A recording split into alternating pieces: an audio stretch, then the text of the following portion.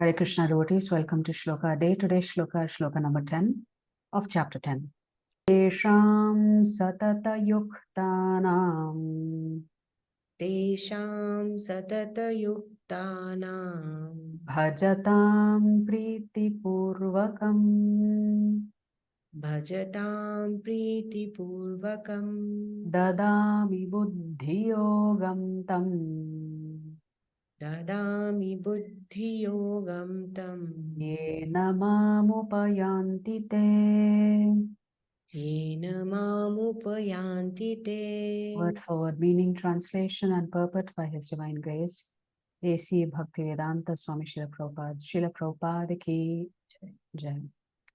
Tesham, Tesham unto them, satata yuktanam, satata yuktanam always engaged, always engaged, bhajatam, bhajatam in rendering devotional service, in rendering devotional service, priti purvakam, priti purvakam in loving ecstasy, in loving ecstasy, dadami, dadami I give, buddhi yogam, buddhi yogam real intelligence, real intelligence, tam, that, yena by which, mam, mam unto me, upayanti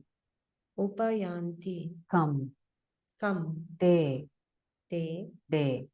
de. Translation: to those who are constantly devoted to serving me with love, To those who are constantly devoted to serving me with love, I give the understanding I give the understanding by which they can come to me. by which they can come to me. So this is the third of the Chatushloke, which is Shloka number 10. Essentially, Lord is saying, the wisdom that is necessary to go back to Him is also given by the Lord only. So Prabhupada writes, in this verse, the word buddhi yogam is very significant. We may remember that in the second chapter, the Lord, instructing Arjuna, said that he had spoken to him of many things, and that he would instruct him in the way of buddhi yoga. Now, buddhi yoga is explained.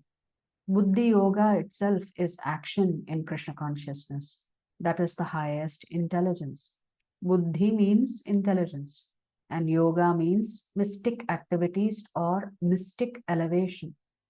When one tries to go back home, back to Godhead, and takes fully to Krishna consciousness in devotional service, his action is called Buddhi Yoga. In other words, Buddhi Yoga is the process by which one gets out of the entanglement of this material world. The ultimate goal of progress is Krishna. People do not know this. Therefore, the association of devotees and a bona fide spiritual master are important.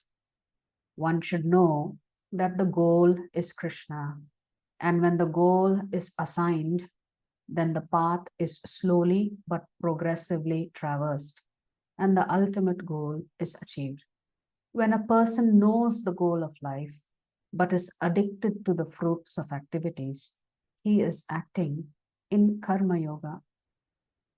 When he knows that the goal is Krishna, but he takes pleasure in mental speculations to understand Krishna, he is acting in Jnana Yoga. And when he knows the goal and seeks Krishna completely in Krishna consciousness and devotional service, he is acting in Bhakti Yoga or Buddhi Yoga, which is the complete yoga. So Prabhupada very beautifully explains what is the difference between Karma Yoga, Jnana Yoga, and Bhakti Yoga in these three very sublime sentences. So Prabhupada is saying, all of us know the goal of life. The goal of life is to go back to God. But in spite of knowing that that's the ultimate goal, if you are addicted to material desires, but anyway, you're following the Vedic scriptures, then what are you practicing? you are practicing Karma Yoga. If you know that the goal is Krishna, you read all the scriptures, but still you get more pleasure in the intellectual aspect of trying to figure out who Krishna is, trying to unravel Krishna, Prabhupada says, then you are practicing Jnana Yoga. And when we know the goal of life is to get Krishna, and you only focus on getting Krishna through practicing bhakti, then that is the highest form of yoga. That's the most complete yoga. And Prabhupada writes, this complete yoga is the highest perfectional stage of life. A person may have a bona fide spiritual master and may be attached to a spiritual organization. But if he is still not intelligent enough to make progress, then Krishna from within gives him instructions so that he may ultimately come to him without difficulty. So here, Buddhi Yoga doesn't mean you have to know all the scriptures inside out, backwards, front, etc. Buddhi Yoga means you know that Krishna is the Supreme Lord and you are willing to get him just by offering him services. So even if you don't have the intelligence, then Krishna guides you from within. The qualification is that a person always engages himself in Krishna consciousness and with love and devotion renders all kinds of services. So the qualification is to engage in Krishna conscious activities in serving the Vaishnavas, Guru and Krishna.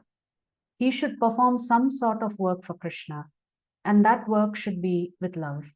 If a devotee is not intelligent enough to make progress on the path of self-realization, but is sincere and devoted to the activities of devotional service, the Lord gives him a chance to make progress and ultimately attain to him.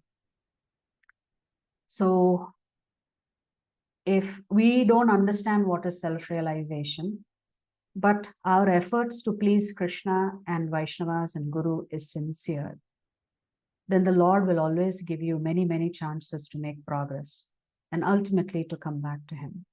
So the Lord bestows the divine knowledge to know him. So everything is actually bestowed by the Lord, but then somehow or the other we like to take credit that we are progressing in Krishna consciousness because of our own accord. That is just not possible. At least that's not what Krishna is saying in these verses. He is saying he is helping you every step of the way. He is reciprocating with you. Without the Lord's mercy and reciprocation, we will not make progress on the path of Krishna consciousness. So the next two slides are a summary of some explanations on these set of shlokas written by His Grace Chaitanya Charan Prabhu. So in 10.9, we said it covers Abhideya. Sambandha, meaning we have a relationship with Krishna. Abhideya, now that we know we have a relationship, we have to serve him, which is how to practice devotion until we get that end objective or goal, which is Krishna Prema. So 10.9 talks primarily about Abhideya, how to practice devotion, and the delight of practicing this devotional service. What happens to the devotees? Tushyanti cha ramanti cha. They are just engrossed, enjoying and reciprocating with each other, relishing the pastimes of the Lord, talking about the Lord, talking about bhakti. These two verses, 10.10 and 10.11, talks about Abhideya. Devotees are engaged in bhakti with affection and devotion, priti purvakam. In this verse, the Lord says, affectionately, not resentfully, not grudgingly. If we are doing bhakti resentfully, then we prevent Krishna from giving us what he wanted to give. Dadami buddhi yogam tam.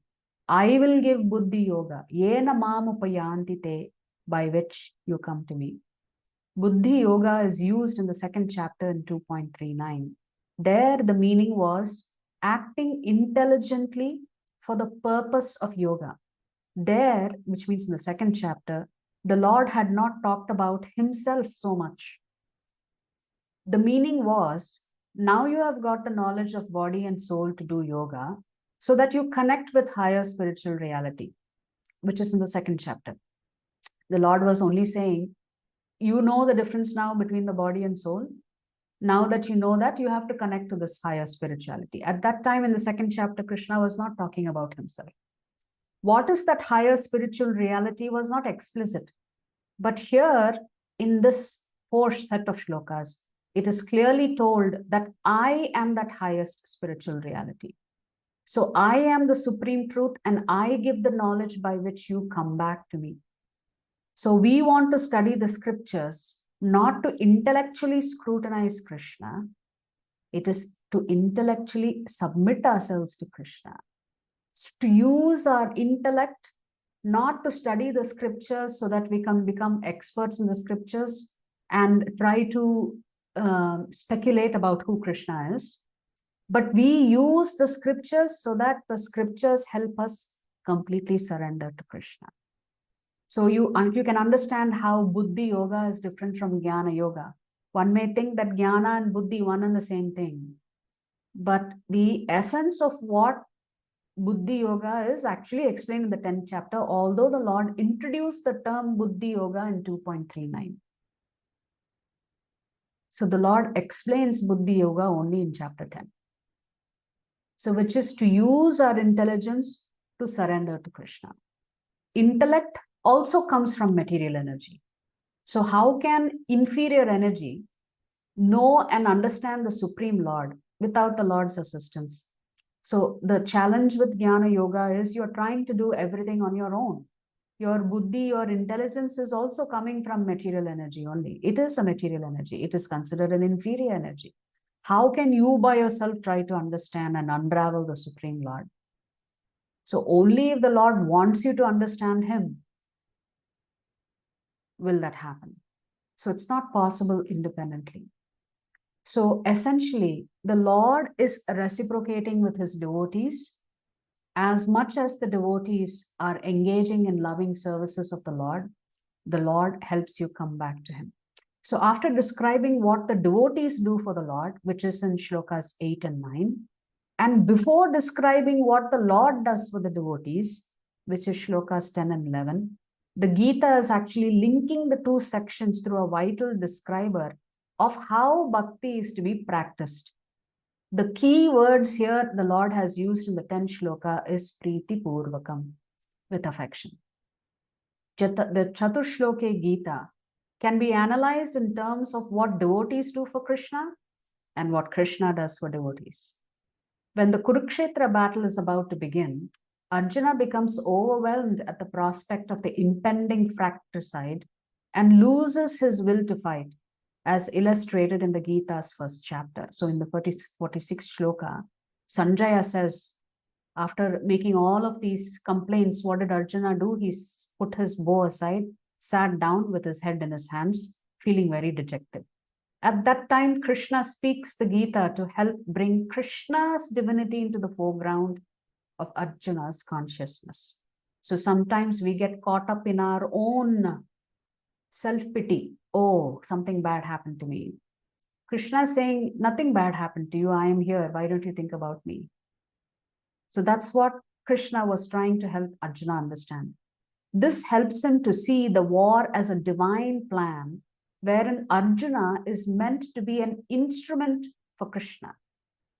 So in the 33rd shloka of the 11th chapter, the Lord tells Arjuna, fight and conquer and enjoy the kingdom. Be fearless. I have already put everybody to death. So this explanation convinces Arjuna to determinedly do Krishna's will. In 73, finally, what does Arjuna say? I'm convinced, my illusion is dissipated, I will act as per your instructions. Thus illustrating the Chatushloke's first verse. Those who know Krishna's supreme position wholeheartedly devote themselves to him. During the subsequent war and thereafter, Arjuna offers his entire being to Krishna, thus illustrating Gita 10.9. Devotees serve Krishna with their mind, body, and words. That's what was explained in Shloka 9. Throughout the war, Krishna provides Arjuna game-changing guidance, thus illustrating this particular shloka that we're covering today, the 10th shloka, that Krishna gives devotees the wisdom to come to him. Later, when Krishna departs from the world, it leaves Arjuna devastated. Krishna, from within his heart, solaces him by reminding him of the Gita's message, thus illustrating the next shloka, which we will cover tomorrow, the 11th shloka, that Krishna from within dissipates the darkness in devotees' hearts. So these 4 shlokas explains clearly the relationship between the devotee Arjuna and the Supreme Lord, how Arjuna approaches Krishna, and how Krishna ultimately reciprocates with him and guides him to the right decision and to the right path and to the right conclusion. Therefore, the Lord says, if you're constantly engaged in loving services to me, he himself will help you come back to him. He will give you the knowledge, the wisdom, the necessary, the strength to come back to him. This we have to accept with absolute faith. We don't need to have any doubt about these 4 statements of Krishna in these 4 shlokas. That is why this Chatushloke is considered the entire essence of the Bhagavad Gita. Actually, the entire essence of Bhakti Yoga is contained in these 4 shlokas. If you like our videos, please subscribe to our channel and turn on the bell notification. If you'd like to join our classes every day, please check the details in the description section of this video. We look forward to serving you.